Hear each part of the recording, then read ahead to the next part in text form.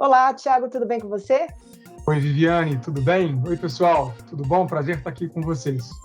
Legal, Thiago. Hoje você está aqui para tirar algumas dúvidas, né, sobre mercado financeiro, crise mundial, bolsa de valores. Parece que dá até dor de barriga de falar em todos esses assuntos, não só para criança e adolescente, mas como para adulto também, né, Thiago? É meio complicado. Pois é.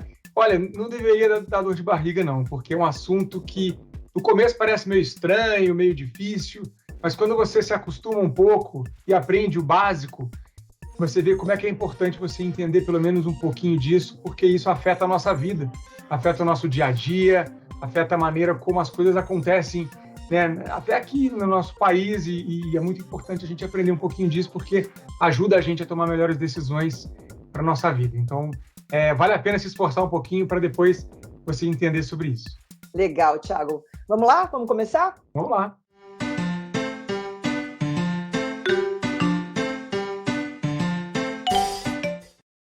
Primeira pergunta, o que é Bolsa de Valores? Vamos lembrar que o nosso leitor tem entre 8 e 16 anos, mais ou menos, mas tem muito adulto também que lê o JC, o Jornal da Criança. Legal, muito bom. Olha, a Bolsa de Valores é muito simples, na verdade. É como se fosse um grande mercado, um grande lugar onde você consegue negociar pedaços de empresa. Por exemplo, se eu quero ser sócio de uma empresa, qualquer empresa que você acha legal, que você gosta, que você admira, que essa empresa, as empresas muito grandes, elas são listadas na Bolsa. Significa que elas têm o capital delas, ou seja, a empresa ela está disponível dentro desse grande mercado para que você compre um pedacinho desse mercado e seja sócio dessa empresa. Então, você pode ser sócio da Disney, por exemplo. A Disney tem capital aberto na Bolsa nos Estados Unidos e você consegue comprar um pedacinho e ser sócio desse pedacinho da Disney. O tamanho do pedacinho vai depender de quanto dinheiro você vai colocar ali. Quando ela se valoriza, quando essa empresa está valorizando e está se tornando maior, você, como é sócio dessa empresa, você também ganha um pouco mais. Perfeito. E se acontece, por exemplo, um terremoto, um furacão ali na região da Disney, o que acontece com a Bolsa de Valores? Excelente. Quando acontece alguma coisa, podem ser coisas como essa, um terremoto, um furacão, ou podem ser coisas como a restrição da economia mundial, o aumento da inflação, outros aspectos que vão impactar a economia de uma forma ou de outra. Algumas empresas vão sofrer mais, outras vão sofrer menos. E aí, por exemplo, nesse caso da Disney, se acontecer alguma coisa ali, pode ser que a Disney se desvalorize durante um tempo. Agora a pergunta da aluna Maria Eduarda Piccolo, de 11 anos. Como geralmente os investidores têm certeza do que estão fazendo e não vão se arrepender depois? Legal, essa é uma boa pergunta, uma excelente pergunta.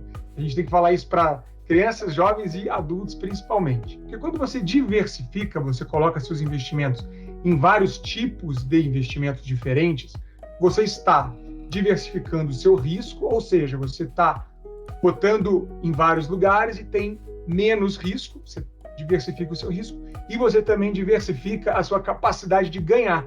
Então, se você pode ganhar um pouco aqui, um pouco ali e um pouco em outro lugar. É importante entender que a gente tem dois tipos, basicamente, de investimentos.